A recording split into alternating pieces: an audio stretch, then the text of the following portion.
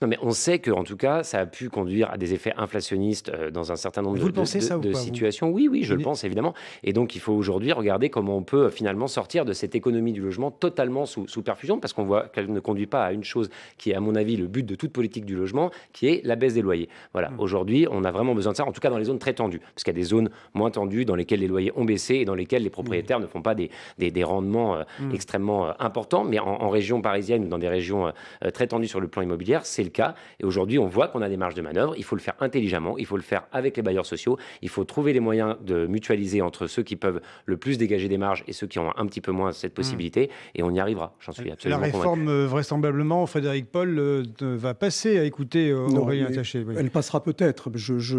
Évidemment, ce que dit M. Taché est totalement approximatif, voire faux. L'autofinancement des organismes d'HLM, c'est-à-dire la part que dégagée sur les loyers, 2 milliards par an, sur 20 milliards de loyers, est intégralement réinvesti dans la rénovation urbaine. On pourrait parler des quartiers, tiens. Oui. Qu'est-ce qu'ils vont devenir, les quartiers? On double les moyens de l'ANRU et de l'agence de rénovation urbaine.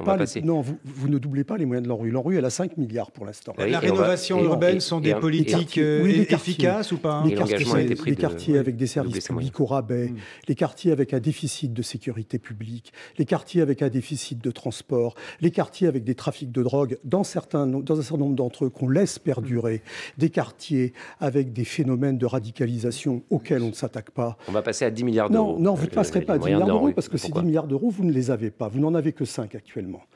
En tout cas, les 2 milliards d'autofinancement sont intégralement réinvestis. Ils nous permettent de produire 100 000 logements par an actuellement.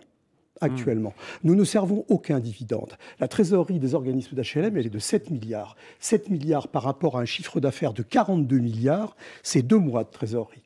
Vous connaissez beaucoup d'entreprises qui ont des trésoreries de ce niveau. 7 milliards, ça ne veut rien dire si ça n'est pas rapporté à 42 milliards. Donc la réalité, c'est que nous entretiendrons de moins en moins bien le patrimoine, nous construirons de moins en moins, et je vais vous le dire, le choc de l'offre qu'on nous promet sera une chute de l'offre. Parce que moi, je vous donne rendez-vous dans 2 ans, dans 3 ans. Déjà, les premiers signaux apparaissent. Vous avez annulé des aides à la pierre cet été, en catimini, là, en plein mois d'août.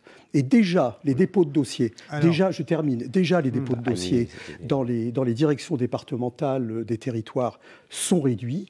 Déjà, les organismes d'HLM se mettent sur le reculoir parce qu'on prend des comportements de précaution. Aurélien Taché, qu'est-ce que vous répondez à Frédéric Paul? On va vers des soucis, des tracas, des ennuis, un système qui va faiblissant? Non, encore une fois, nous, on a au contraire le souhait de renforcer plutôt le modèle de production du logement social. On a besoin de logements sociaux dans ce pays. On a pris des engagements là-dessus.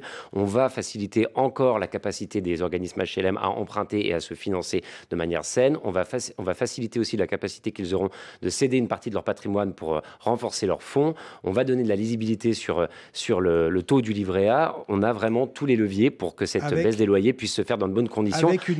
On a vraiment aussi un système de mutualisation et de péréquation qui est mis en place entre les différents opérateurs, parce que c'est vrai que les situations sont diverses. Avec une marge, dernière chose, c'est pas vous qui l'avez créé. Dernière chose, Aurélien Taché, avec une marge de négociation avec les bailleurs sociaux. Vous allez négocier dans les semaines, les mois qui viennent. Il y a des discussions qui sont en cours, évidemment. Je vous le dis clairement, nous avons un congrès à Strasbourg la semaine prochaine. Nous ne négocierons pas sur la base d'un projet qui consiste à abaisser l'APL en réduisant les ressources dont les HLM disposent. C'est une ligne rouge, elle ne sera pas franchie.